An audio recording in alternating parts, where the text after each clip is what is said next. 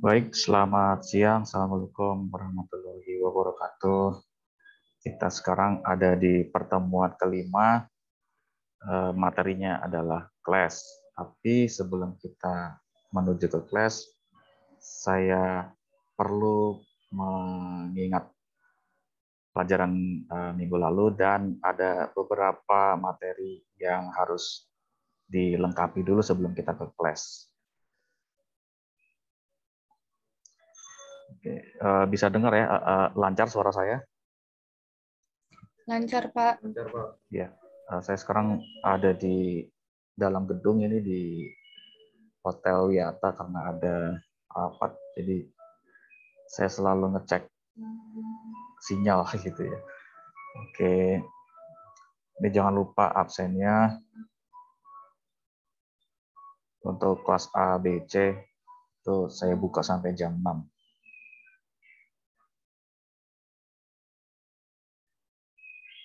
Oke, ini adalah materi week 5, tapi ada yang perlu diperjelas lagi, khususnya di materi variabel ya, atau function lah. Function itu cuma sedikit saja ya, saya cuma sedikit mereview di week 3. Kita ke function dulu sebentar. Ini variabel. Jadi kalian tinggal klik saja itu di week 5 ada linknya itu ya. Nanti keluarnya seperti ini dan ini sangat informatif ya. Kemarin kan kita sudah, tunggu ini harus saya refresh dulu ya.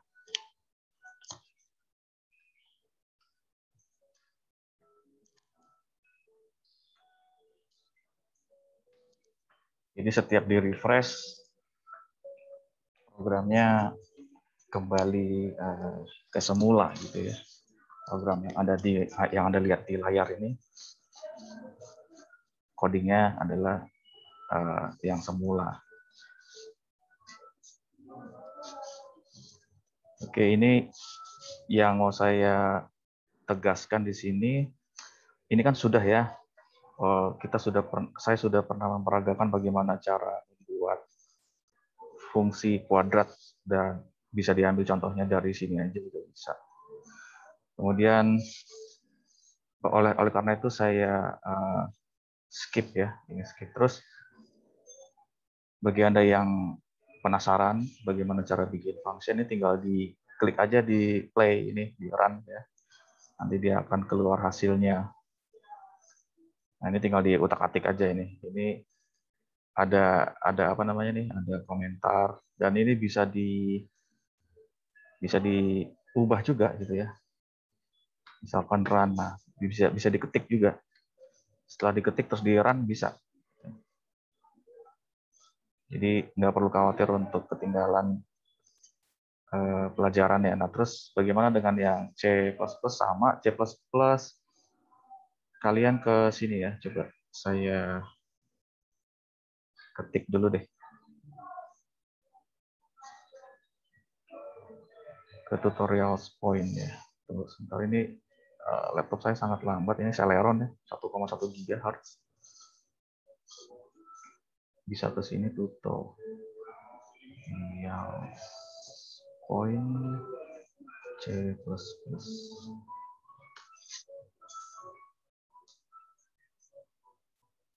Oke, laptop yang saya pakai ini Asus serinya X441N. Nah, moga-moga kalian nggak pakai laptop ini. Jangan sampai kalian beli laptop ini. Ini benar-benar lambat ya. Kalau mau cepet sih sebenarnya bisa. Nanti pakai harddisk SSD, insya Allah bisa naik.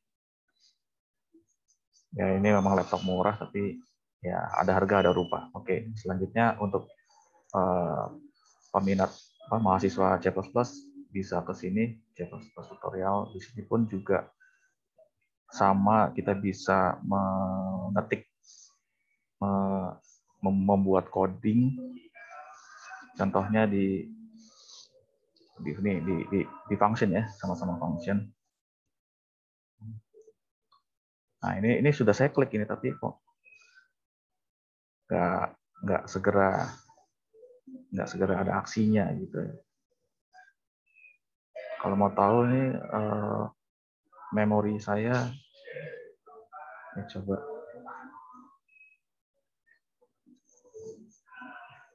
memori saya 4 GB, terus sisanya tinggal berapa, itu yang bikin lemot.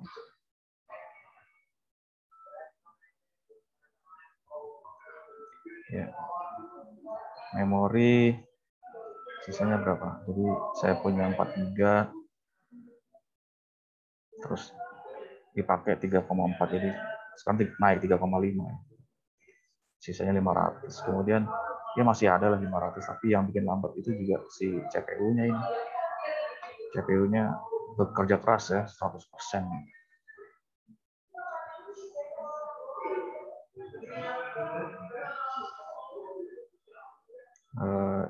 Ini akan sedikit menghambat, ya saya katakan sedikit ya.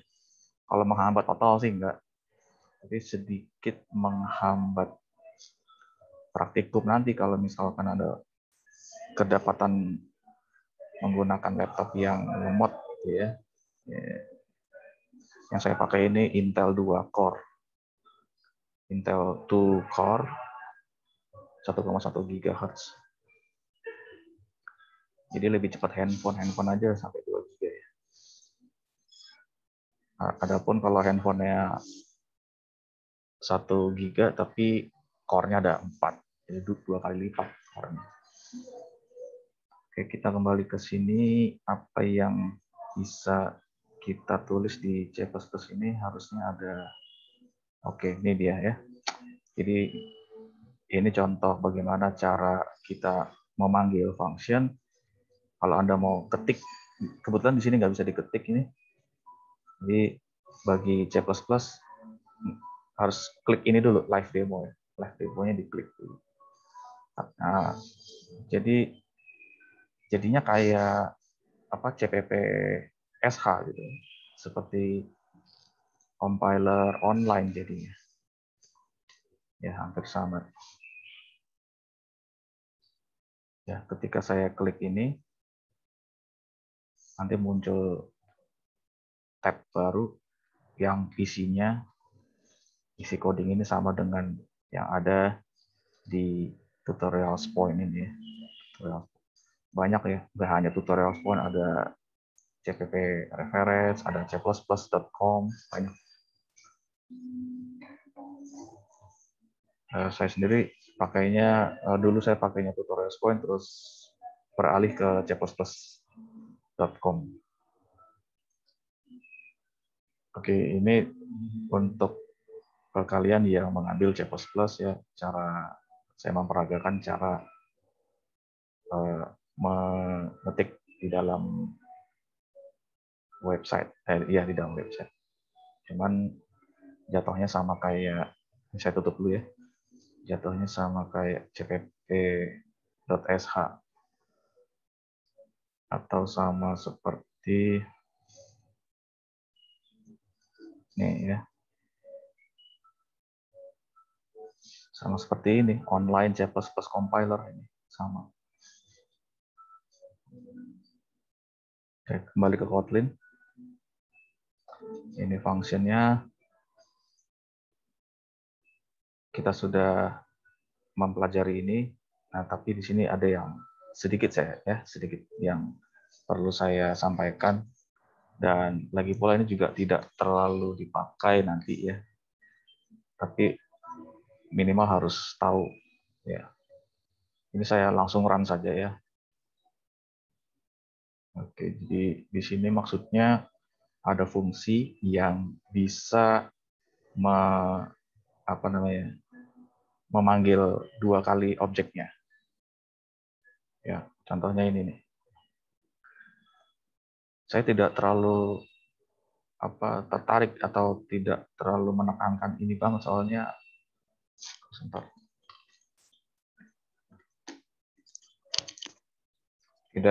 Tidak terlalu menekankan karena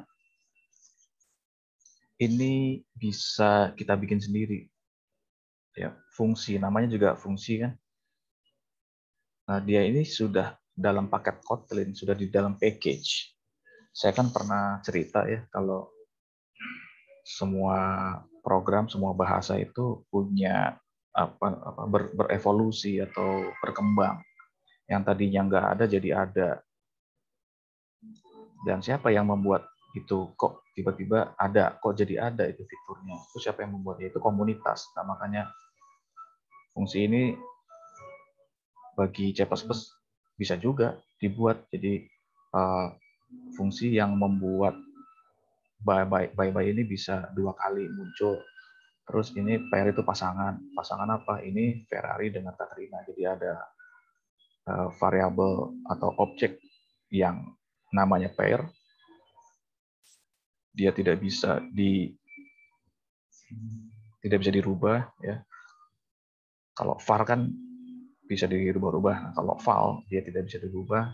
Dia diinisialisasi namanya Ferrari dan Katrina sekaligus ya. Jadi satu variabel bisa menampung dua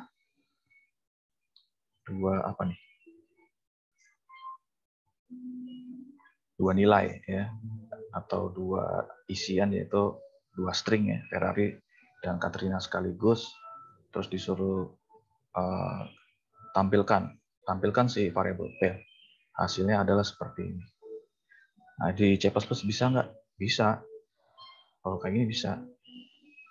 Tapi harus bikin sendiri ya. Functionnya kita harus bikin sendiri karena belum ada di paketnya C++ 20 misalkan.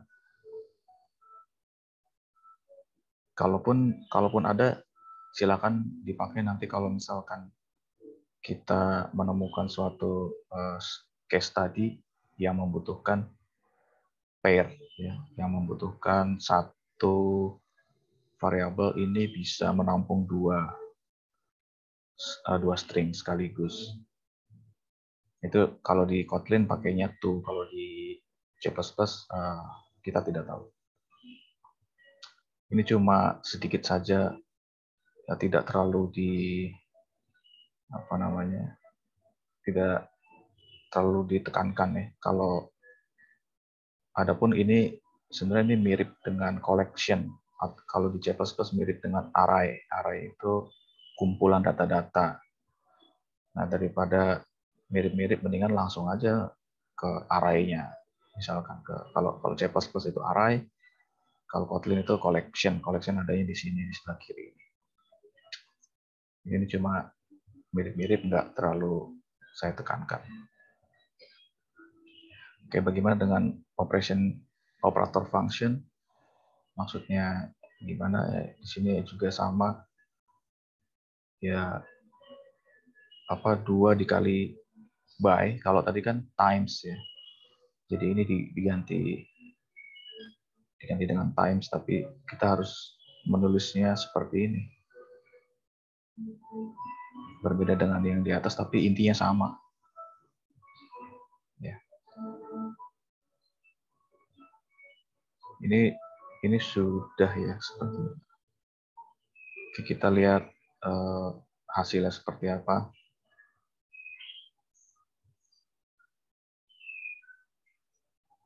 Oke, ini dapat dari mana ini? Kita lihat di void main. Di mana void main apa? Fun main ya. Function main. Di sini kan disuruh kalau ini function ya. Ini ada fungsi di dalam fungsi main. Nah, kapan dia dipanggil nih? Print all itu kapan? Nah, manggilnya di sini. Panggil semuanya, ada hello, halo, salut, hola. Ketika dipanggil print all, yaitu dia mencetak, hasilnya seperti ini. Dia ke bawah. Jadi mencetaknya otomatis ke bawah. Ya seperti itu, tinggal kita pelajari di sini ya. Ini tidak terlalu saya tekankan di sini fungsinya karena kita lebih ke arah matematik ya. Adapun nanti kalau matematiknya berbentuk statistik, ya moga-moga ini bisa digunakan nanti. Cuman kan kalau di sini dia string ya. Apakah dia bisa menjadi integer? Ya, nanti kita coba di lain kesempatan. Oke, itu adalah function. Kemudian ke variabel ya. Variabel ya sedikit juga kita menyinggung variabel. Kemarin kan variabel sudah dijelaskan juga cara penulisannya. Var itu artinya apa, si objek ini dia bisa menampung macam-macam. Kalau val itu konstanta, kalau di dalam C++ itu pakai const ya. Udah saya jelaskan juga. Tapi saya nggak sempat upload kayaknya ya. Masih ada di dalam komputer saya. Nggak sempat upload ke YouTube, nanti deh. Ya setelah rapat ini mungkin kalau saya ada di kampus saya upload. Lumayan ratusan mega ya. Jadi saya harus ke kampus. Terus kemudian ini tanpa tipe,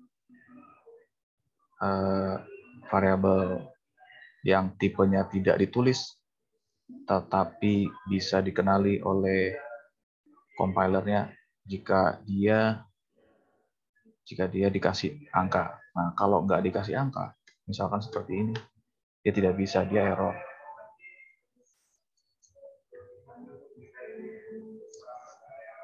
Nih, this variable must either have a type annotation or be initialized. Gitu ya.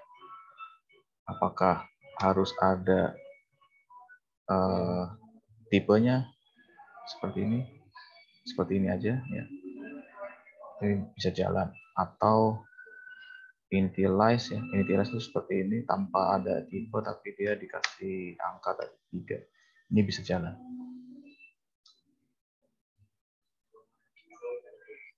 Oke, ini tadi saya ngutak-ngatik ini ya. Ini harus saya restart dulu.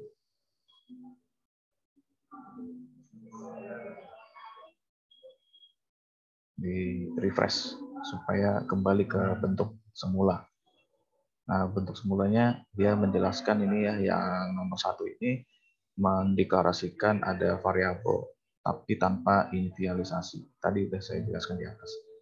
Nah, tanpa diinisialisasi, terus diperintahkan untuk untuk mencetak atau untuk menampilkan nilai yang dikandung E. Ternyata dia error. Ini saya kasih lengkapnya aja ya. Lengkapnya itu seperti ini, coding yang lengkap. Nah.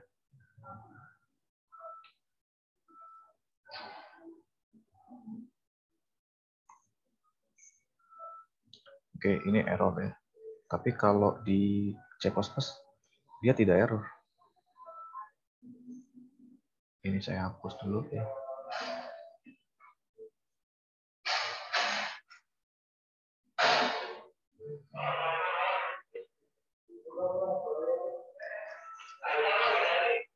Lama banget ini. Saya perbesar aja, nunggu sampai 10 detik.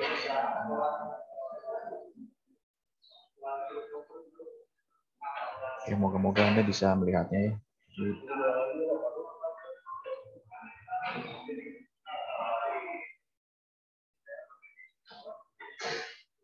Ayo, kok nggak berubah ya?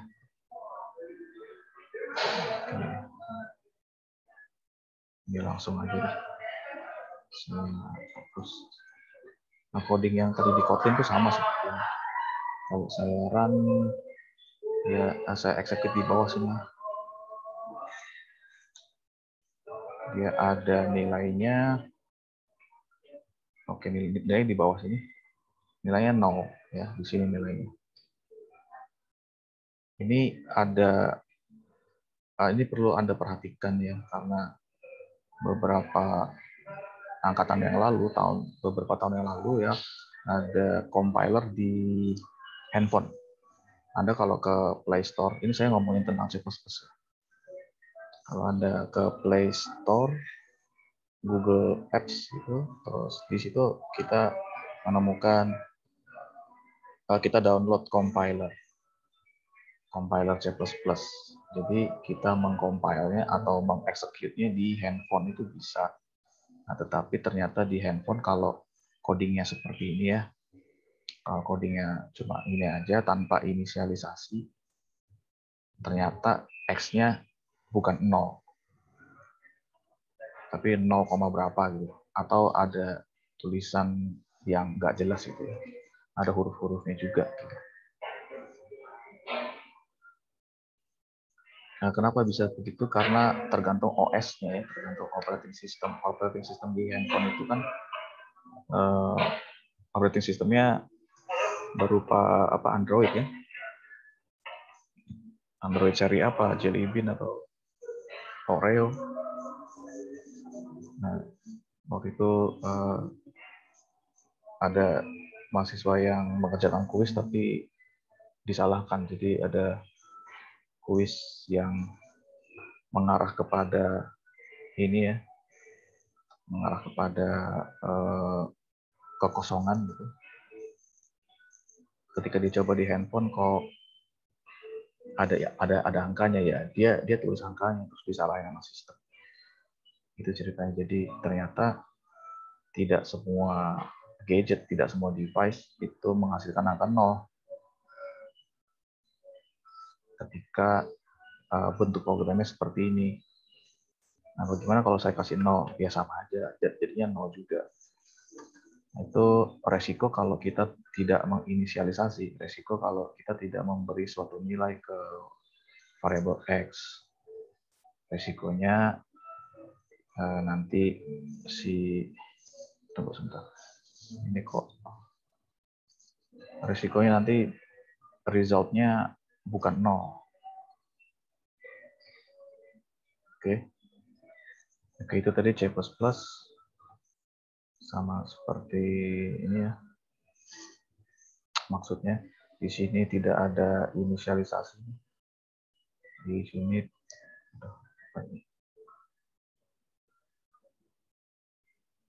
halo, tadi putus ya?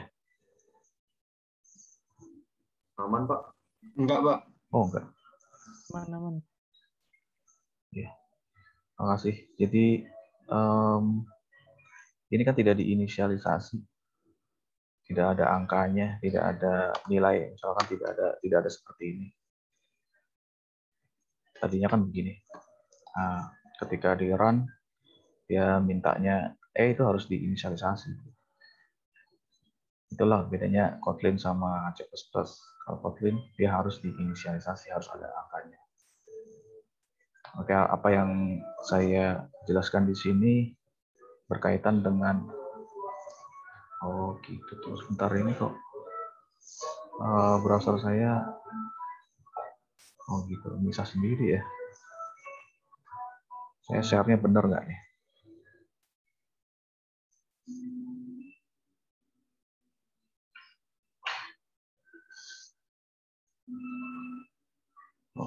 Share-nya salah ya.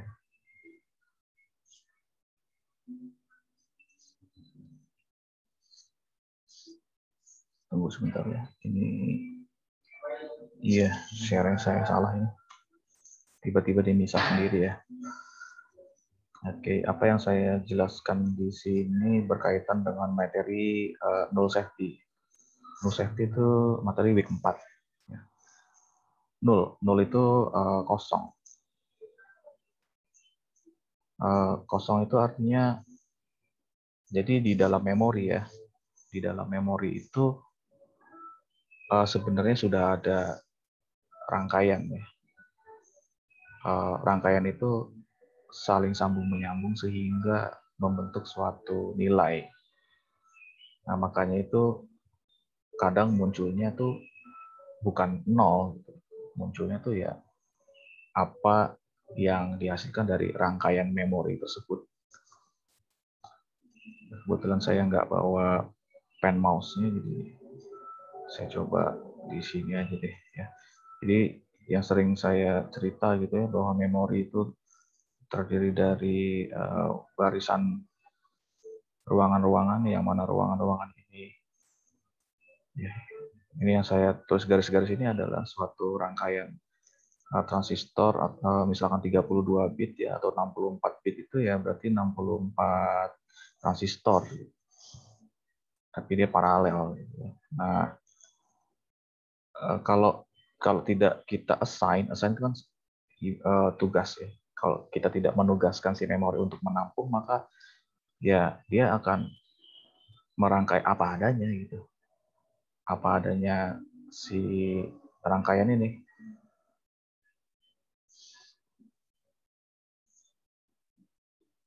Ketika kita menugaskan atau ada ya, di sini. Nah, ini artinya kita minta ke memori untuk menyediakan suatu ruangan. Nah, ruangannya itu tipenya integer, tapi tidak dikasih nilai. Nah, kalau tidak dikasih nilai berarti ya tergantung apa rangkaiannya si memori di dalam ini, apakah dia rangkaiannya 0 semua, apakah rangkaiannya 01, 10, dan seterusnya. Itu terserah apa adanya si di dalam memori ini, sehingga kalau waktu itu pernah menjalankan compile di handphone, sehingga nilainya tuh bukan 0. Jadi macam-macam lah, ada huruf-hurufnya segala gitu, panjang gitu, ada huruf-hurufnya. Nah, kalau kita tidak menginisialisasi seperti ini dalam benak kita, maka ini adalah 0 dalam benak kita gitu ya. Ternyata compiler yang di dalam handphone itu bukan begitu ya. Ini kan tergantung compiler ya. Compiler ini pinter apa enggak gitu. Maksudnya compiler pinter tuh apakah dia ngerti bahwa sebenarnya ini bukan 0? Apakah dia ngerti bahwa ini adalah 0 maksudnya?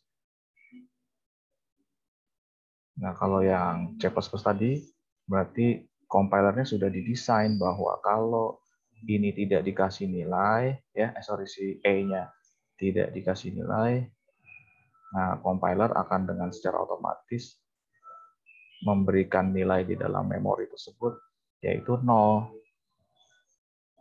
Gitu. Oke.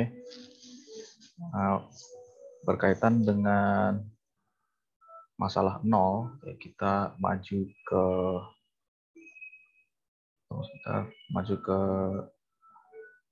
materi week 4 ya. Saya pindah share screen dulu. Materi week 4.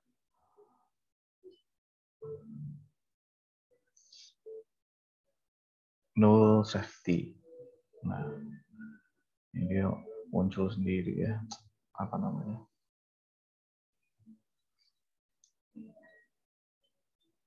Tunggu sebentar ya, ini dia misah sendiri ini. Si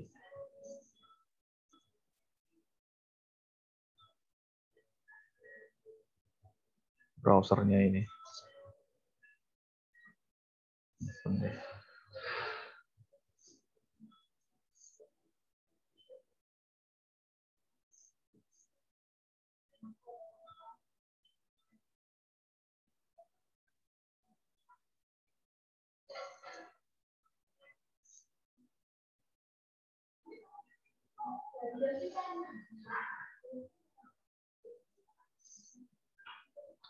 Week 4 null safety ya. Oke, null safety. Kalau kita klik null safety, nanti dia ke sebentar.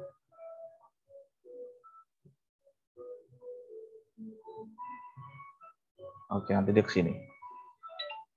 Ya.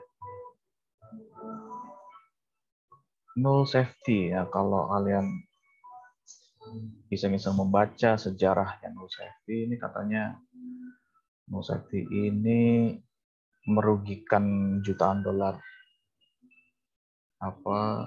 jutaan dolar Amerika di perusahaan-perusahaan karena tidak bisa mengakomodir kondisi nol. Apa tuh maksudnya? Jadi contohnya ya di Siakat, tapi ini contohnya buat kami para penginput. Para penginput itu bisa dosen yang menginput atau teknik tenaga kependidikan yang menginput atau sekretariat yang menginput ke sistem. Nah, di sistem itu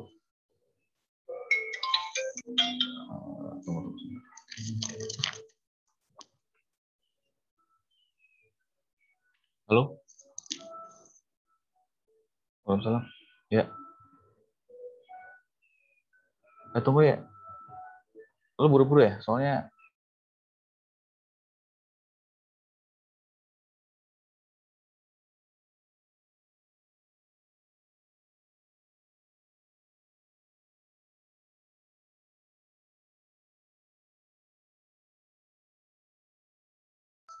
oke, tunggu sebentar ya. Saya ada perluan mendadak ini, ada alumni ya.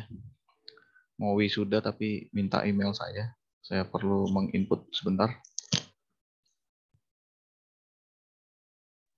Baik, Pak.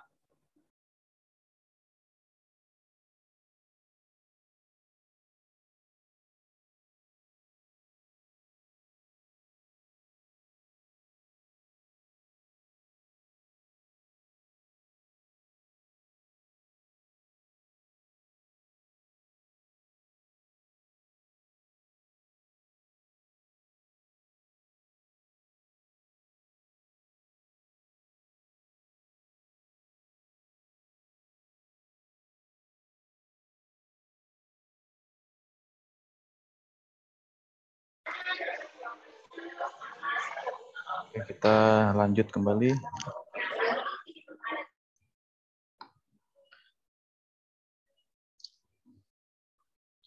Oke, baik, kita ke null safety.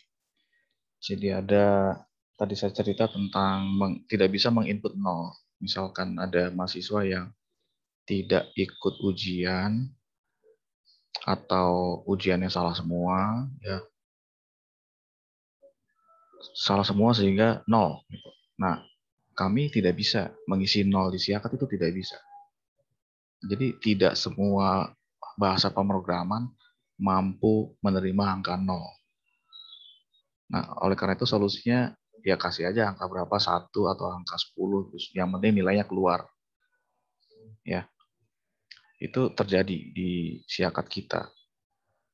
Kebetulan kan itu bukan Kotlin ya, PHP kalau nggak salah itu. Nah, sekarang makanya di sini ada null safety. Jadi ada null safety itu maksudnya mengakomodir suatu kondisi kalau kita menginput kekosongan. Kayak apalagi ya kalau misalkan kita registrasi di website apa, menjadi anggota apa, nah itu harus ada isinya, nggak bisa nol gitu ya. Apalagi kalau sudah kesentuh mouse gitu ya, udah blinking di situ, itu mau nggak mau harus diisi. Oke, kita ke sini ya. Oke, saya baca dikit. Variable types in Kotlin do not allow the assignment of null. Oh, itu dia. Tipe apapun di Kotlin itu tidak bisa menugaskan keadaan kosong. Keadaan kosong itu maksudnya kosong itu gini, di memori seharusnya di memori yang namanya kosong itu tidak ada kondisi mati dan hidup. Paham nggak? Ya, coba kalian catat namanya ASCII gitu ya. ASCII, ASCII. ASCII table. Nih, berapapun Pegang HP gue nggak? berapapun rangkaian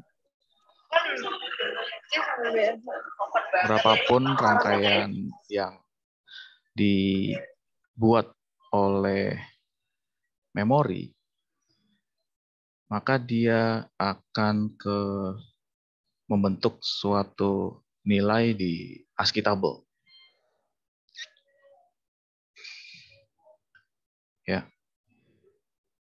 Ini agak panjang nih jadinya kalau saya menjelaskan ini. Jadi 64 bit atau 32 bit itu tidak semuanya untuk ngurusin ASCII table, sebenarnya tidak selamanya mengurusin ASCII table. Jadi di dalam 32 bit itu sepanjang 32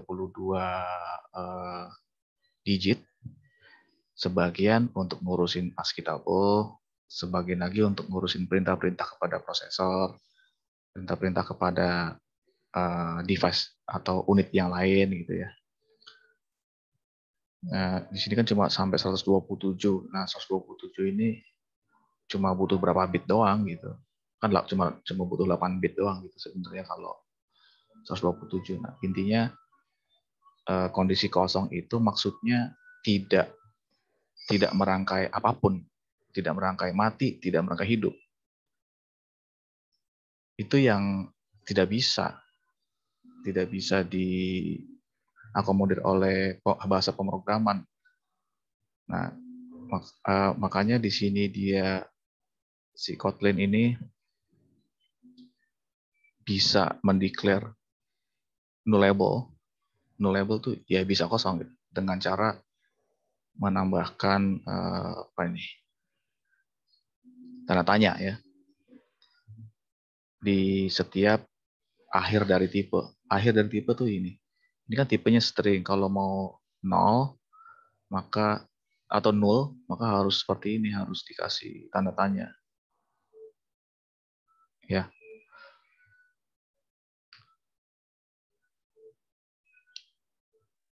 Coba kita run. Nah, ini memang sengaja si pembuat Kotlin ini sengaja membuat contoh yang contoh yang error gitu ya. Jadi when trying to assign null to non-nullable variable, a compilation error is produced. Inilah errornya. Nah, errornya tuh yang mana nih? Di sini kan ada warna abu-abu, ada warna merah. Yang dimaksud error tuh yang warna merah. Kalau warna abu-abu apa nih? Variable initializer is redundant, berulang. Nah, caranya ya seperti ini. Ini coba saya kasih ini dulu deh. Saya kasih status komentar ya. Ini namanya komentar. Komentar tuh pakai garis miring. Terus kita ulangi lagi run.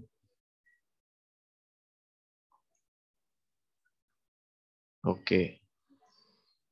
Ini jalan nih. Ini bisa. Tapi ini nggak bisa. Kenapa? Is never used. Cannot be a value of none. Jadi dia ini harus tadi dikatakan ini kan. Sorry, mana tadi? Harusnya, nah ini. Declare it by adding ini at the end of its type. Nah, di sini kan naruh tanda tanyanya di mana? Katanya harus di belakangnya type. Type-nya aja nggak ada. Nah, kalau type-nya nggak ada kan di invalid. Invalid itu disimpulin sendiri sama compiler. Oke, disimpulin sendiri, tapi tetap harus naruh tanda tanyanya di mana. Makanya nggak bisa seperti ini. Ada variabel, ya, variabel namanya invalid.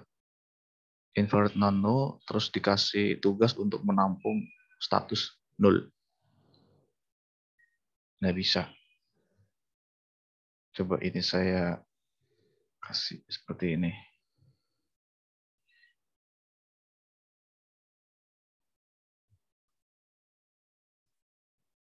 Nah, sekarang errornya ke bawah ini ya, yang warna merah ini.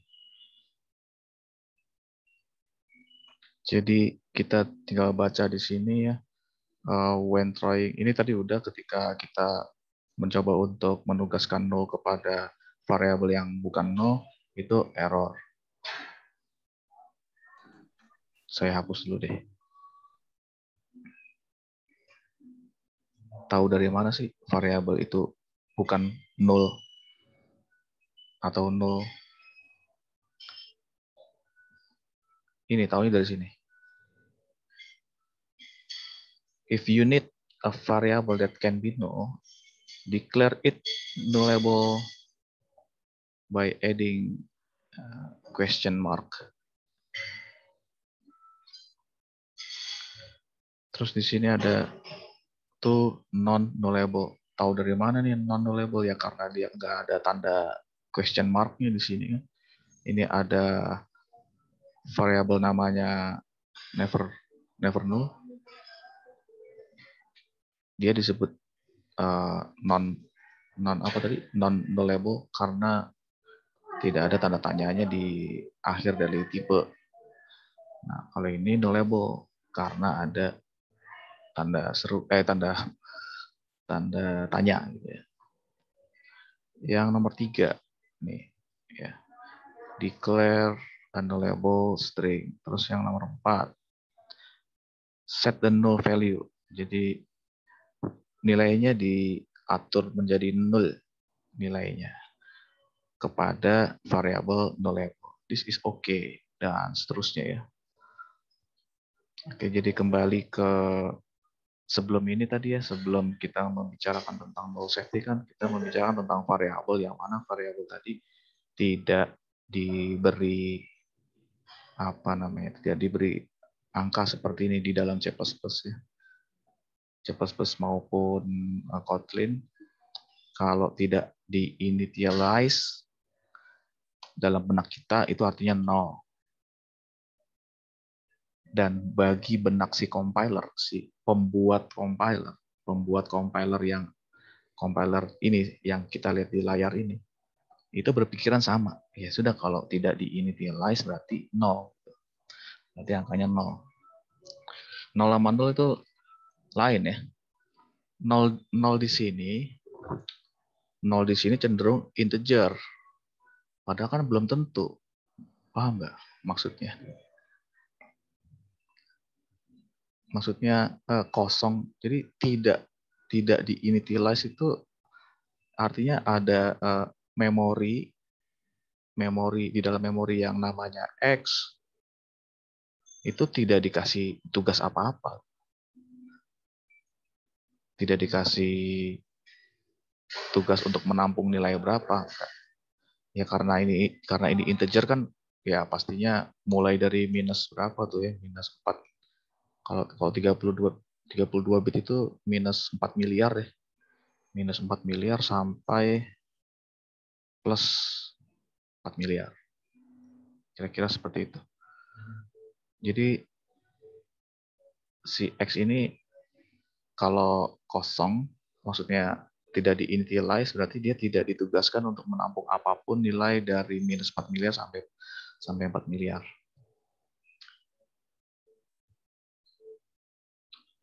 Ya, nanti kita lihat pada materi tipe ya. Tipe integer tuh bisa menampung berapa, 4 miliar atau lebih. Itu tergantung dari bitnya ya, 64 bit atau 32 bit. Nah, jadi maksudnya tidak di-initialize itu nggak disuruh nampung apapun. Tapi tipenya integer. Nah, itu berapa? Itu kan kenapa harus 0 gitu? Kalau tidak disuruh nampung apapun, kenapa harus 0? Karena 0 pun 0 seperti ini kan artinya nampung. Saya memerintahkan X untuk menampung 0 gitu. Menampung nilai 0. Nah, kalau begini saya tidak memerintahkan apapun saya tidak memerintahkan apapun kepada X untuk menampung apapun. Saya tidak. Pokoknya siapin aja. Wahai memori, tolong siapin space namanya X. Si compilernya malah ngasih 0 di sini. Nah, itu salah satu kebingungan. Nah, makanya yang paling tepat itu ya ini 0, kondisi 0 ini 0 juga enggak gitu. 0 juga enggak. Nah, ini kan string ya. Apakah kalau tipenya int juga bisa? Integer juga bisa? Bisa. Tapi tadi udah saya tutup ya. Nanti kamu coba sendiri aja. Ini diganti int, tapi ada tanda serunya, tanda question mark-nya gitu ya. Ya. Atau kita coba aja langsung sini misalkan. Tapi ini harus dihapus ya. Nah, seperti ini. Atau langsung begini. Langsung aja begini deh. Ini namanya initialize, ini nggak usah. Langsung di run. Dia error nggak? Tidak error ya. Tidak ada tanda merah di sini. Nah, yang error malah di sini. Jadi ini artinya bisa. Ini artinya tolong memori, ya, saya bicara kepada memori. Tolong sediakan saya suatu ruangan di dalam memori namanya never null, tapi dia tidak, namanya never null, kemudian nanti kalau ada nilai dia tipenya integer ya. Tolong sediakan ruangan yang tipenya integer. Ya itu saya cuma ngomong sediakan aja, saya minta sediakan ruangan aja. Karena di sini tulisnya 0, tapi kalau saya nulisnya begini, nah artinya sediakan ruangan yang tipenya integer, ruangan itu, agar bisa menampung nilai 0. Gitu. Oke, kalau ini coba bisa nggak? Kelihatannya nggak bisa nih kalau. Oke, bisa ya. Ini sudah selesai compilernya. Ini tidak ada errornya. Jadi ini artinya tolong sediakan saya ruangan namanya never null. Ruangannya itu bisa dalam keadaan kosong. Tapi sekarang tampunglah nilai 0. Oke, itu artinya null safety ya. Working with null ini kita skip dulu ya. Coba kembali ke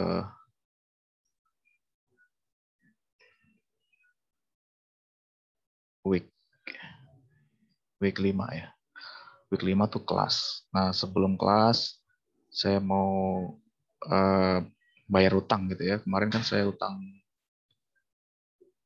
input ya, kalau nggak salah tuh. Usut punya usut, cerita punya cerita, ternyata play. Tunggu sebentar, ini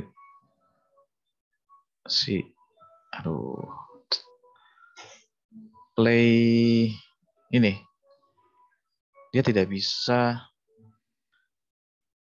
bisa menerima input, dan itu akan bukan membahayakan ya, itu akan menghambat tujuan kita membuat aplikasi yang interaktif. Bukannya gagal ya, sekali lagi. Tetap bisa sebenarnya kita pakai play Kotlin, tapi nggak efektif. Nah, sehingga saya ibaratnya mewajibkan lah ya, daripada cuma sunnah doang. Demi kelancaran kalian, Tapi tergantung kondisi ya. Kalau kalian memang kondisinya tidak memungkinkan untuk menggunakan komputer, ya mau nggak mau Anda harus ke sini. Play Kotlin gitu ya. Ini kan Play Kotlin bisa dibuka di handphone ini. Nah, sementara yang mau saya wajibkan gitu bagi Anda yang punya peralatannya atau laptop dan komputer, Anda harus download ini supaya bisa interaktif gitu. Oke, bisa lihat ya. Ini namanya atau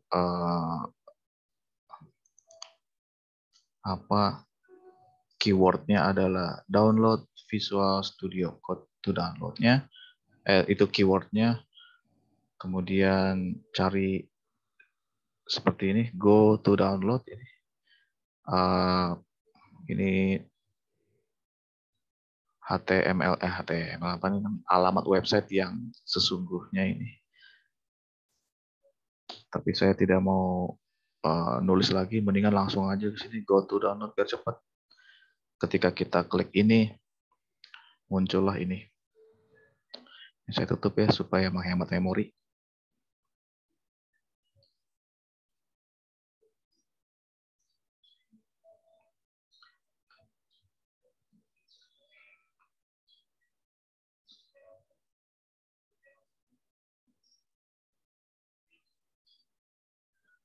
Di sini kita dihadapkan pilihan. Saya kan pakai Windows ya. Kalian yang pakai Mac, terserah mau pilih yang mana. Saya juga nggak tahu nih kalau Mac itu pakainya ya apa Universal apa Intel, saya nggak ngerti juga ya.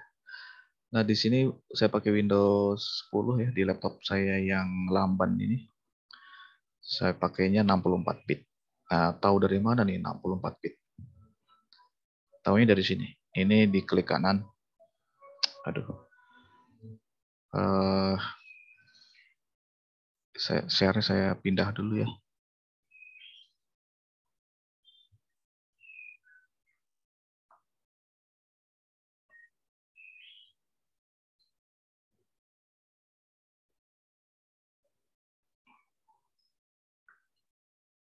Ke mana ya?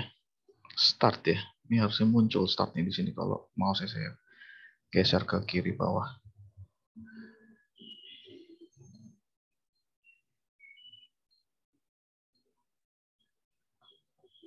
Ini di klik kanan.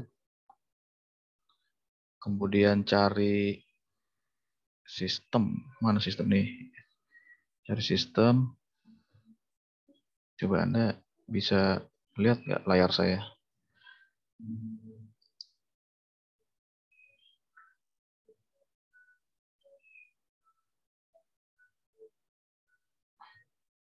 Ya, lamban ini ya.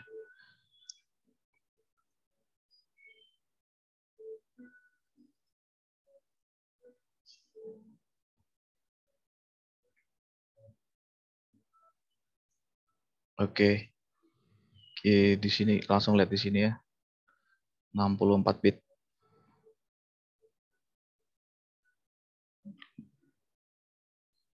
Terus ya itu aja. Kalau yang lainnya silakan Anda pelajari sendiri. Saya mau cepet soalnya ini komputernya lambat banget. Oke, ternyata laptop saya 64 bit. Jadi Anda memilihnya yang 64 bit tadi.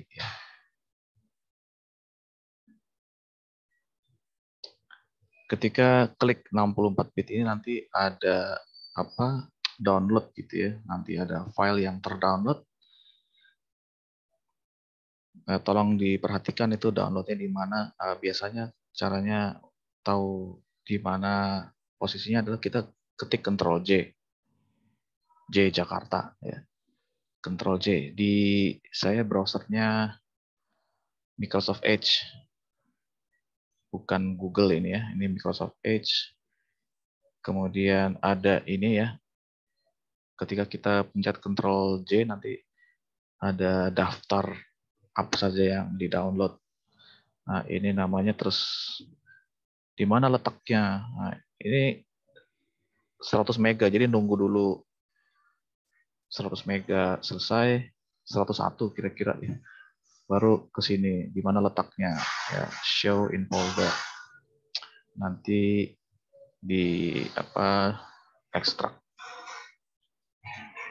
Ini ya, dia dalam bentuk zip. Nah, nanti di klik kanan, ekstrak, ya, di ekstrak. Ini ya. Iya, saya belum, share-nya belum saya ganti ya. Bentar.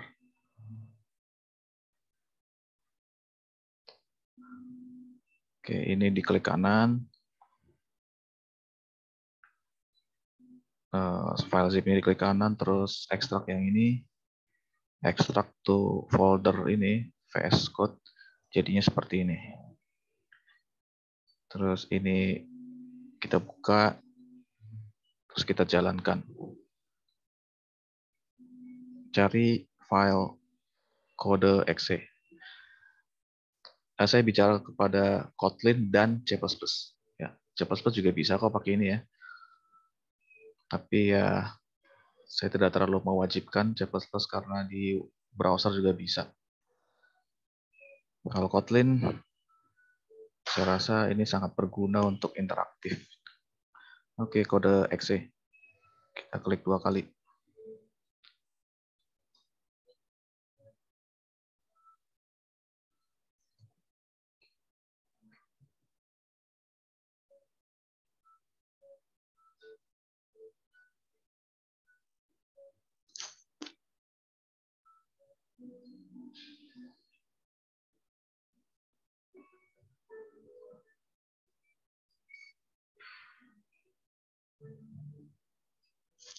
Ya, tunggu ya. Ini masih berputar, masih loading. Oke, sudah muncul. Saya ganti dulu share screen-nya.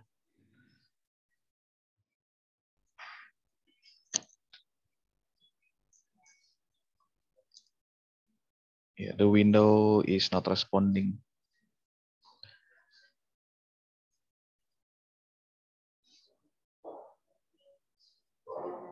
Keep waiting aja ya.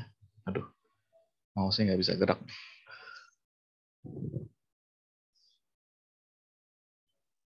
Keep waiting. Sabar ya.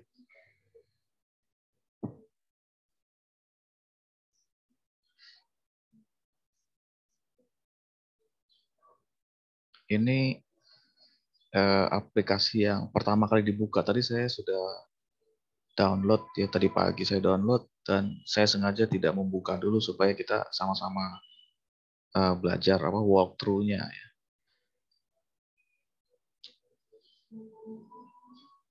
Saya sebenarnya saya suka yang dark ya, tapi dalam pembelajaran ini kayak light lebih, ya kita pilih light ya. Light itu lebih mudah dilihat di dalam kegelapan ya. Terus kemana nih?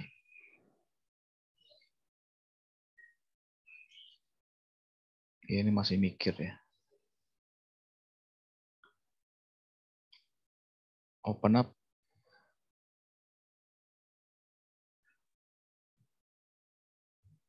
Choose the look you want. Oke, next section aja deh ya.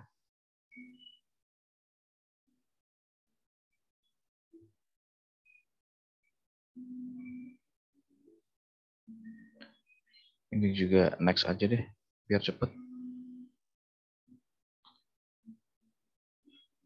Ini markdown coba ya.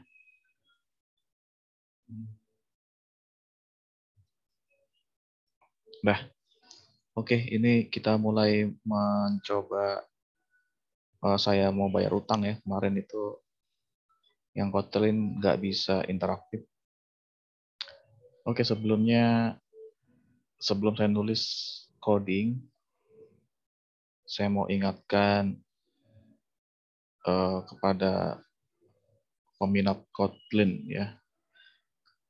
Saya ingatkan bahwa saya sudah upload video tentang VSC ini ya. Tunggu, ini editornya saya matiin dulu. VSC itu ada di week berapa tadi ya? Kalau nggak salah week 2 ya.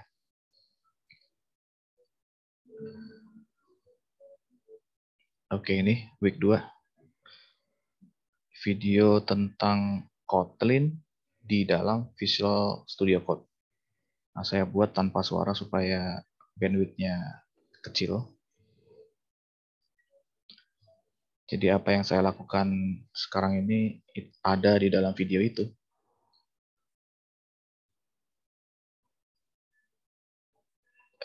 Di sini ya ada extension.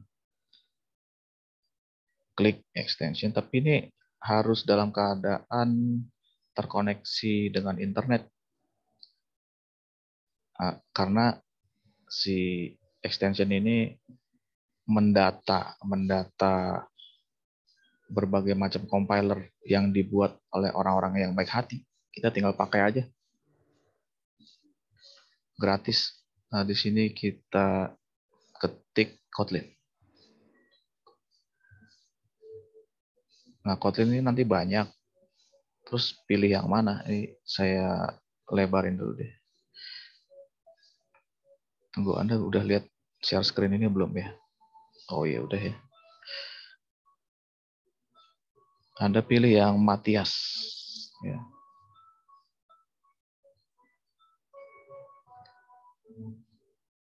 Jangan diklik, tapi langsung install di sini. Ada klik install. Ya, ini baru klik di sini, install.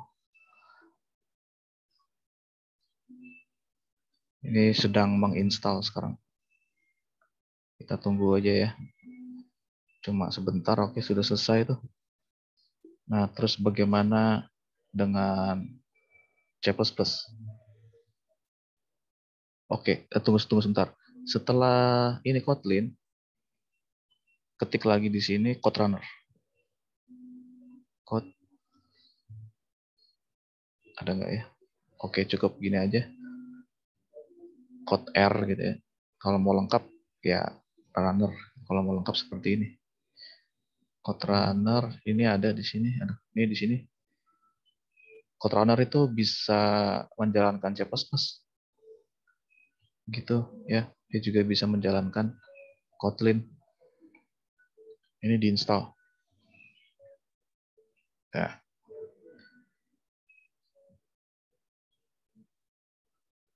Kita tunggu di sini. Ini lagi menginstal.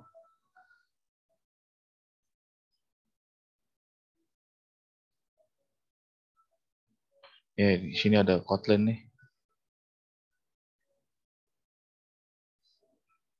Jadi peminat Kotlin harus menginstal 2. Tadi yang Kotlin Matias, apa tadi namanya panjang, sama Code Runner. Terus bagaimana yang peminat C++? Sama aja. Kalau peminat C++ cukup Code Runner aja, yang Kotlin jangan. Ya. Ini bisa ditutup ya, di sini bisa ditutup. Close. Terus kita ke ini bisa ditutup juga ini tinggal diklik lagi. Oke. Kita ke setting sebelah kiri bawah itu ya. Ya, nanti boleh nanya. Ini kita klik di sini, terus setting. Apanya yang mau disetting? Kita setting search setting ya. Di sini run in terminal. Terus kita scroll ke bawah. Nggak mau ya. Oke, mau tuh di situ kita cari. Ini dia. Ini ya. Run in terminal diklik supaya bisa interaktif ya. Ya, ya sudah. Tinggal diklik itu nggak ada klik save tuh nggak ada ya. Jadi ya langsung di close aja di sini. Nah, baru kita bikin file, bikin Kotlin. Nah, coba ya fun main. Setelah coding ini selesai, jangan lupa save as-nya nanti ke KT atau langsung saja seperti ini ya. Langsung setelah saya saya tulis coding cuma gini doang. Save as ya. Save as. Cari KT nanti. Simpanlah sebagai file Kotlin. File Kotlin cari di sini ya. KT paling bawah. Oh itu dia. Nih. KT. Save. Nah begitu setelah di save, dia langsung berubah simbolnya menjadi simbol K. KT. Sehingga dia sudah kenal dengan apa yang akan saya tulis. Ya, contohnya begini. var. Misalkan ABC.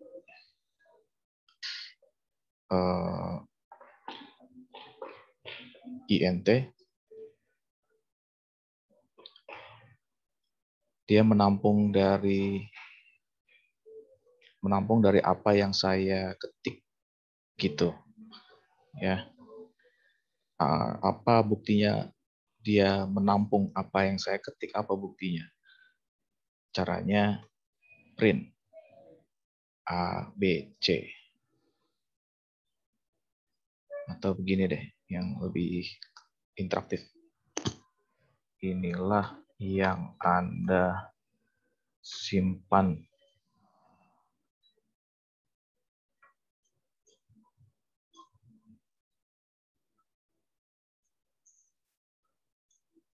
Coba bener nggak kayak gini? Ada apa nih namanya? Dolar ya. Kita run. Run-nya klik kanan ya. Run code.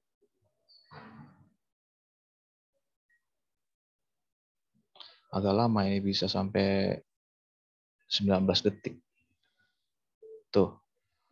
Di sini kita, tapi kan dia INT ya. Kalau ini INT kita nggak bisa ngetik huruf, kita harus ngetiknya angka gitu. Lambat ini.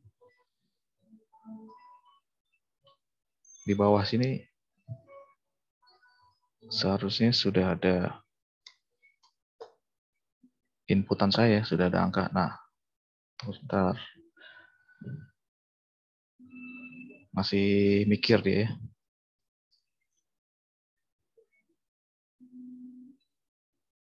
Silakan tadi kalau ada yang mau nanya tadi. Saya takutnya waktunya habis.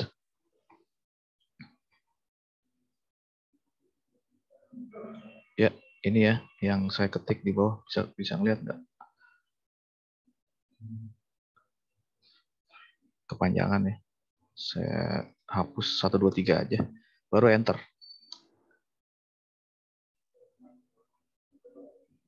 Coba bisa nggak? Kelihatan ini ada yang error ya. Oke, di sini error ya ternyata.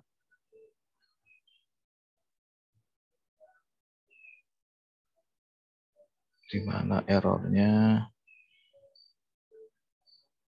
Oke, L-nya harusnya L-nya gede harusnya ya.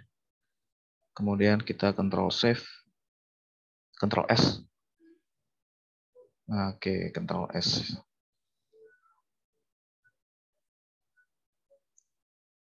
Coba kita run lagi.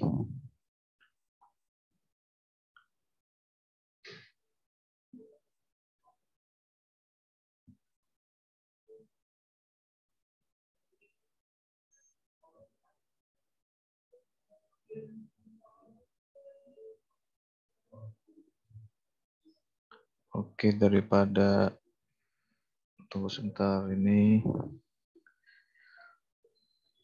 Gini ya, kalau bingung, kita cari di eksternal ya, cari di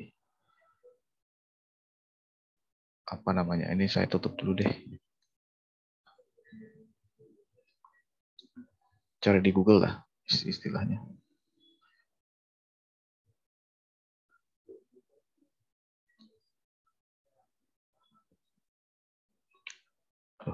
Lama nih ya.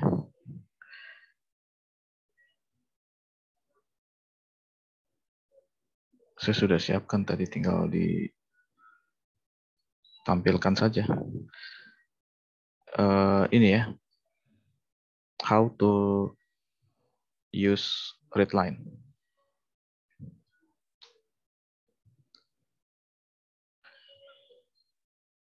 Ya gini aja. Ini langsung aja di apa namanya, copy aja ya. Copy ke Visual Studio Code.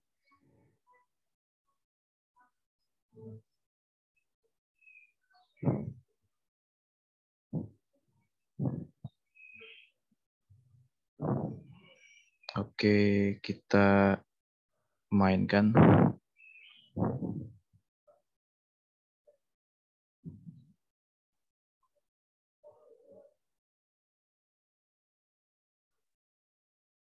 Nggak bisa juga ya. Di laptop saya yang satunya bisa ya, dengan cara yang sama. Coba ini saya save dulu.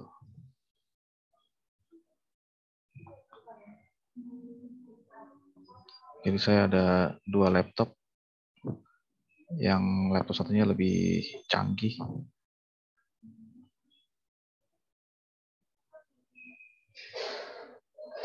Coba ini di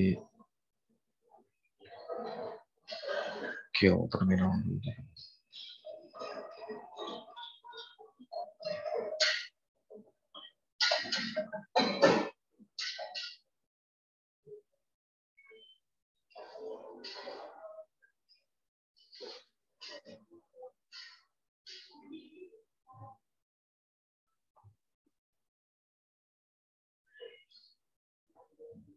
Silakan, tadi ada yang mau tanya. Ini waktunya dikit lagi mau habis ya.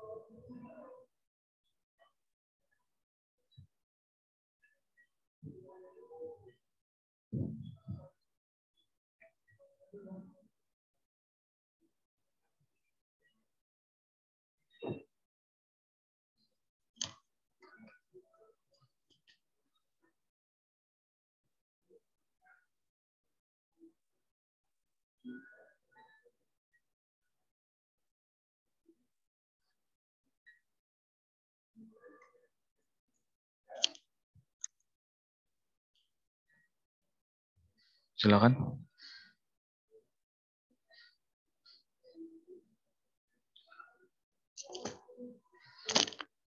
Baik, saya skip dulu deh ya. Coba. Izin bertanya, Pak. Oke, silakan. Untuk kuis 3 itu dikerjain nggak sih, Pak? Yang untuk CPP, yang C++? Iya, di C++ itu sudah siap kuisnya. Jadi tinggal dikerjakan aja semua ya. Tidak, jangan ikut Kotlin, maksudnya Kalau Kotlin kuisnya belum ada, terus C++ juga ikut-ikutan nggak ngerjain gitu, itu nggak ada hubungannya C++ sama Kotlin dalam hal pengukuran, dalam hal asesmen tidak ada hubungannya. Jadi yang peminat C++ harus mengerjakan apa yang sudah disediakan. Nah, sementara Kotlin ini karena bisa dibilang baru, jadi sebagian kuis dari C++ sedang dalam modifikasi ke dalam Kotlin, jadi agak butuh waktu sehingga kuisnya telat muncul gitu ya. Kalau di Kotlin itu terakhir seingat saya Kotlin kuis ketiga itu yang terakhir tentang bagaimana cara menulis function.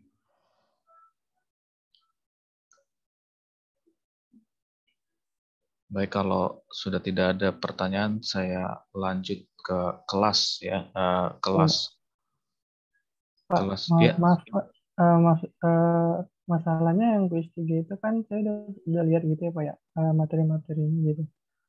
Ada yang belum Bapak terangin gitu, jadinya kurang paham gitu Pak. Yang mana? Yang apa ya, yang tentang tipe data. Tipe data ya. Nah, Ya, tipe data maksud saya sama itu variabel ya. kalau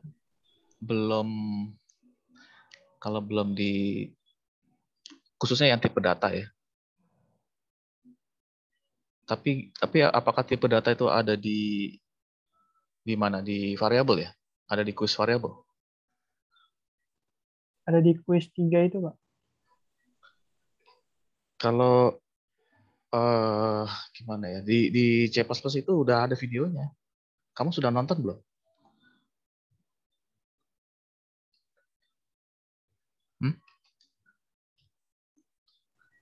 Iya, bentar Pak. Ada PowerPoint-nya, ada videonya mengenai tipe ya.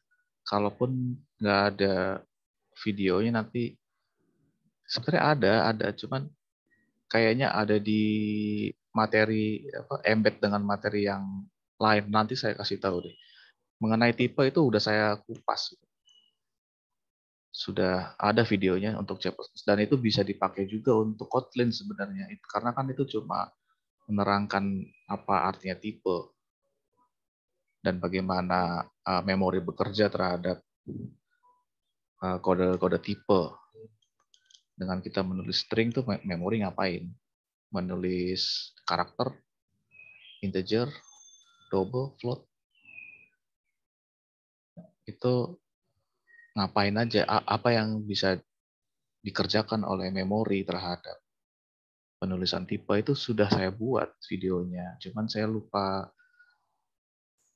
saya ragu apakah jangan-jangan tipe itu masuk ke materi di bawahnya gitu ya. Sampai ada unsigned ya, tipe unsigned integer itu artinya sediakanlah ruangan di dalam memori yang mana dia hanya menampung nilai positif. Itu namanya unsigned. Tapi kalau unsigned integer, ya. Tapi kalau integer doang, ya berarti baik negatif maupun positif dia bisa nampung. Tapi kan ada batasan. Seberapa besar menampungnya itu tergantung dari bit komputer, itu udah saya ceritain tuh di video itu. Jadi nanti setelah ini saya cek ya, terus saya kabari di grup mana materinya tentang kuis tersebut. Siap Pak. Pak. Makasih Pak. Iya. Pak. Iya, silakan. Pak, saya boleh nanya gak Pak? Iya. Saya yang waktu itu pernah nyinggung Pak, kenapa kita nggak pakai bahasa yang emang lebih gampang Pak. Terus Bapak bilang katanya kalau emang pengen pakai, saya kan pas itu bilang ke bawah Iya. saya pengen pakai bahasa pemrograman Python ya Pak. Iya. Itu misalkan kalau saya pengen pindah bahasa, mekanismenya gimana ya Pak? Apa aja yang harus saya lakuin? Terus saya kayak udah telanjur belajar banyak banget gitu Pak. Iya, nggak apa-apa. Jadi nanti kita janjian tentang waktu untuk mengambil nilai. Jadi di mata kuliah ini kan outputnya atau tujuan kita kan adalah membuat program, membuat aplikasi, dan aplikasinya itu saya arahkan lebih sempit. Maksudnya bukan seluruh aplikasi, bukan seluruh bidang, tapi lebih persempit ke dalam topik-topik matematik, khususnya mata kuliah yang akan Anda hadapi di masa depan. Misalkan mata kuliah fisika 2 atau praktikum fisika atau statistik, itu kan semester depan tuh ada, semester depannya lagi matematik optimisasi. Itu kan ada rumus-rumus yang jelimet, yang high order tuh, yang berlapis-lapis rumusnya, algoritmanya panjang. Nah, itu tujuan kita di situ, membuat aplikasi. Nah, kalau kamu bisa membuat itu, maka saya harus meyakinkan Anda harus meyakinkan saya bahwa itu buatan Anda. Nah, caranya tidak hanya dengan tahu-tahu langsung jadi ke saya, maksudnya ini loh software yang udah jadi Pak, ini cara jalan, ya itu iya bisa, tapi itu kurang meyakinkan. Jadi saya harus ada semacam wawancara gitu ya. Pak, Nah, kalau boleh tahu aplikasi kayak gimana ya Pak? aplikasi kayak gimana? Contohnya maksudnya? Ya Iya Pak. contohnya kayak kemarin yang saya peragakan, misalkan Pythagoras. Itu kan termasuk aplikasi. Tapi kemarin itu belum saya ajarin executable tuh apa ya? Belum saya ajarin untuk build. Build itu tanpa harus membuka Visual Studio Code, tanpa harus membuka C++ compiler, tanpa harus membuka compiler-compiler yang lain, IDE yang lain. Jadi langsung klik 2 kali. Kayak tadi nih,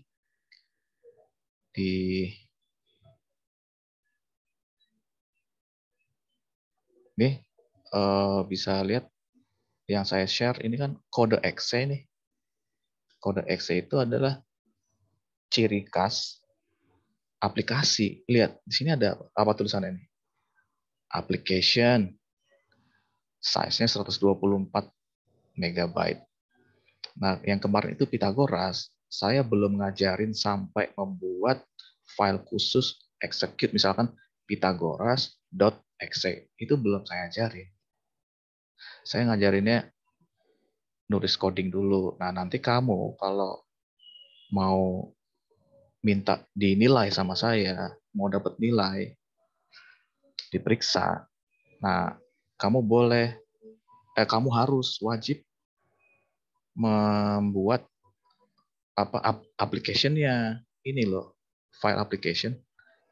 Jadi bukan dalam bentuk, kamu datang ke saya bukan dalam bentuk bongkaran, bukan dalam bentuk IDE, bukan dalam bentuk kode-kode, bukan. Iya, itu iya, nanti, tapi tujuan kita terakhir mata kuliah ini tuh bikin ini loh, file ini loh, application. File application. Diklik 2 kali, dia muncul. Ya, termasuk Kotlin. Kalau Kotlin, dia bukan exe. Kotlin itu .jar. Karena bahasanya lain. Karena Kotlin itu berdiri di platform Java. Makanya bukan exe. Nah, sementara kalau exe ini ciri khasnya C++. Yang Anda lihat di layar ini, itu dibikin di atas platform C++. Si kode.exe ini yang Anda lihat di layar. Segala aplikasi yang belakangnya exe. Saya tidak ngomongin Mac ya, tidak ngomongin komputer Mac, sorry. Saya ngomongin komputer PC, Windows. Jadi application ini yang belakangnya exe itu adalah aplikasi yang dibangun di atas platform C++. Nah, kalau kamu mau Python apa belakangnya? PY kan? Iya Pak, PY. Nah, PY itu nanti kamu cari gimana caranya dia bisa executable, bisa diklik 2 kali terus jalan tanpa harus buka-buka Visual Studio Code, buka IDE yang lain, Eclipse. Itu namanya coding, itu bukan application. Pak, maaf Pak, saya pengen nanya lagi. Jadi, misalkan kalau saya pengen ngambil bahasa lain, yang harus saya lakuin, saya bikin suatu program, Pak. Contohnya kayak yang Bapak bilang tadi, program yang Pythagoras, terus nanti saya bikin aplikasi kayak yang executable ini, Pak. Iya, tapi sejenisnya Pythagoras lah, bukannya bikin Pythagoras. Jadi kamu harus konsultasi dulu mau bikin aplikasi apa. Masa kamu cuma mau bikin ini voltase sama dengan I dikali R. Buat apa kamu bikin? Buat apa kita bikin aplikasi kalau cuma V sama dengan I kali R ya harus dikali resistance. Itu mah buang-buang waktu, mendingan pakai kalkulator aja sekalian. Jadi kita bikin aplikasi matematis yang rumit, yang berulang-ulang, yang iteratif. Itulah gunanya aplikasi, yaitu untuk membantu ya secara big picture-nya membantu peradaban. Kalkulator juga membantu peradaban, tapi kan kalkulator membantu yang kecil-kecil doang, yang perhitungan kecil-kecil. Tapi kalau rumusnya panjang, berlipat-lipat, kalau pakai kalkulator pasti ya lama ngerjainnya kalau pakai kalkulator. Makanya kita bikin aplikasi. Ya. Paham ya sampai sini? Oke, Ya? Pak. Pak, mungkin nanti saya bakal konsultasi lagi sama Bapak. Gimana Iya. ya, Pak? Iya, khususnya nanti konsultasi project aplikasi apa yang mau dibikin nanti lewat Python. Saya harap sih aplikasinya statistik ya, karena Python itu kan banyak fungsi-fungsi yang udah matang, tinggal pakai doang untuk statistik. Oke, Pak. Ya. Makasih ya, Pak. Iya, sama-sama.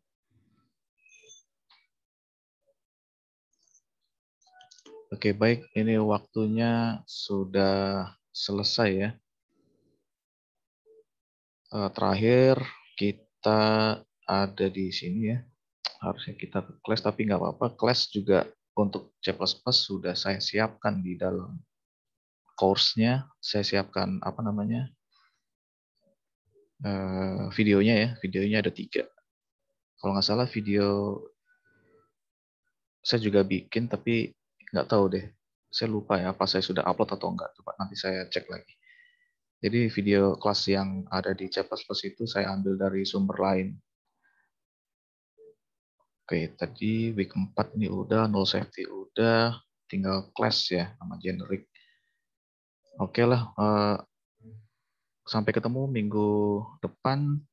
Minggu depan bahas apa? Oke, minggu depan kita bahas ini ya. Kita bahas lebih berat daripada kelas ya. Insya Allah kelas, saya sih harapannya Anda belajar secara mandiri tentang kelas ya. Tinggal cari di YouTube gampang kok how to make a class, atau ada tuh Kotlin dalam 4 jam. Nah, ada Kotlin dalam 7 jam. Di situ tinggal klik aja tuh kelasnya itu ya. Tapi nggak apa-apa, minggu depan saya coba secara sesingkat mungkin bikin class. Karena sesingkat mungkin kenapa? Karena control flow ini lebih penting. Control flow itu lebih penting daripada class. Kalau class ini ibaratnya programmer yang tingkatannya lebih tinggi, ya, yang lebih daripada newbie, lebih advance dengan kita mempelajari class. Makanya saya tidak terlalu panjang lebar untuk class di minggu depan. Baik, terima kasih atas perhatiannya. Jangan lupa absen ya.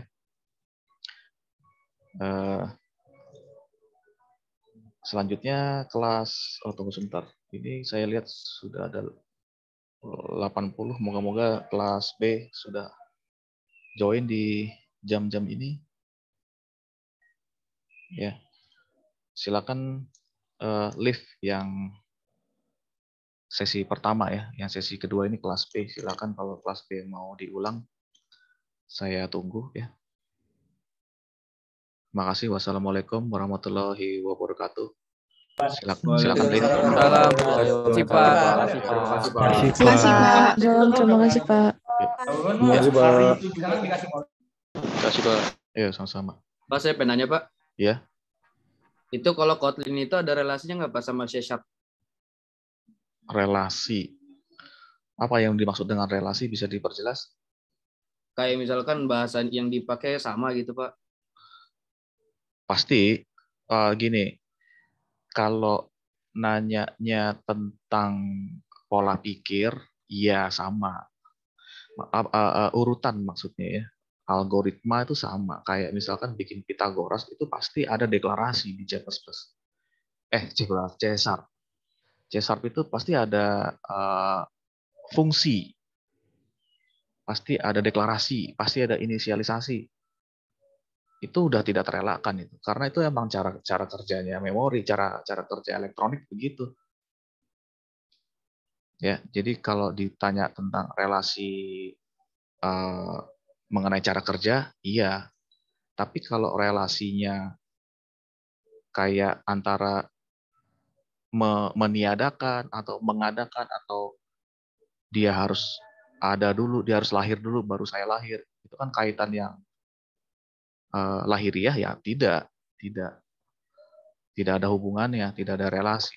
Misalkan C#-nya harus diberesin dulu, baru habis itu Kotlin. Enggak ada hubungannya.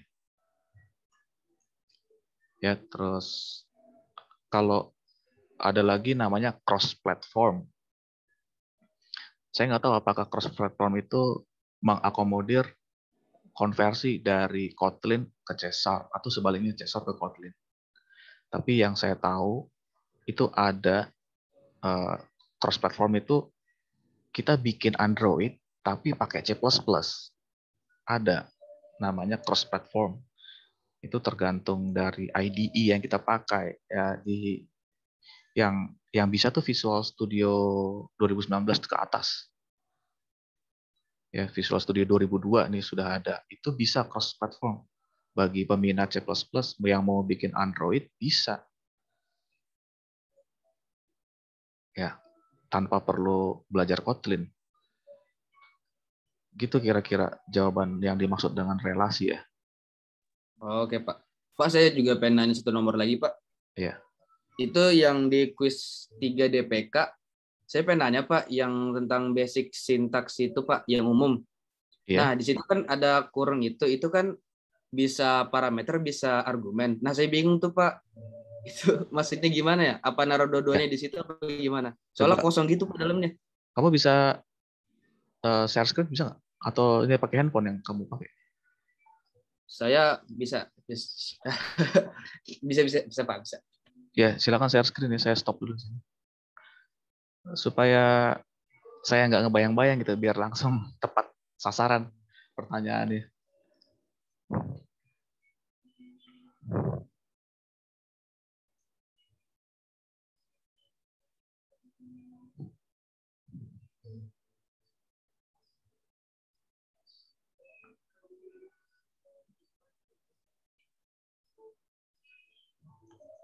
Kelihatan Pak? Ya kelihatan. Nah, yang ini Pak maksud saya Pak, ini kan dia kosong nih Pak. Saya bingung Pak itu argumen apa parameter ya soal kosong gini Pak. Iya, itu tuh tunggu. Drag and drop dalam konteks. Bingung. Oh iya ya, tunggu sebentar deh. Ini masih ada banyak waktunya ya. Iya.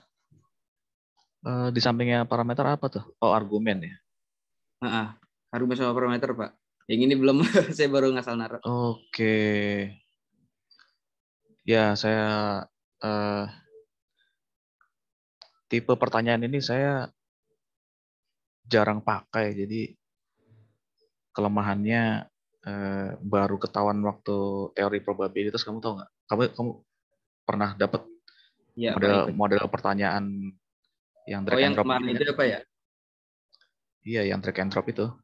Oh iya. Itu kan saya kasih noda apa? Titik-titik hitam gitu. Nah, Iya. harusnya di sini saya kasih titik hitam. Ya udah, nanti saya tambahin titik hitamnya di mana untuk kalian narok itu ya. Jadi yang kita lihat di layar ini kan misalkan ada tulisan parameter tuh. Nah, terus di sebelah kiri atas ada kayak apa tuh ya? Kayak target ya. Iya. Nah, ya itu target itulah yang harus di posisi titik hitam nanti yang akan saya sediakan di sini di soal Oh ini. iya. Oke Pak. Ya. Iya soalnya banyak juga teman saya yang bingung Pak naruhnya di mana ini. Iya. Yang targetnya itu. Betul. Iya Pak. Ya, terima kasih pertanyaannya. Ya, terima kasih Pak ya. Ya, sama-sama.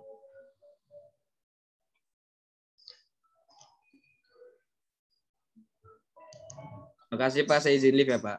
Ya, terima kasih sama-sama. Silakan. Makasih Pak. Iya, makasih.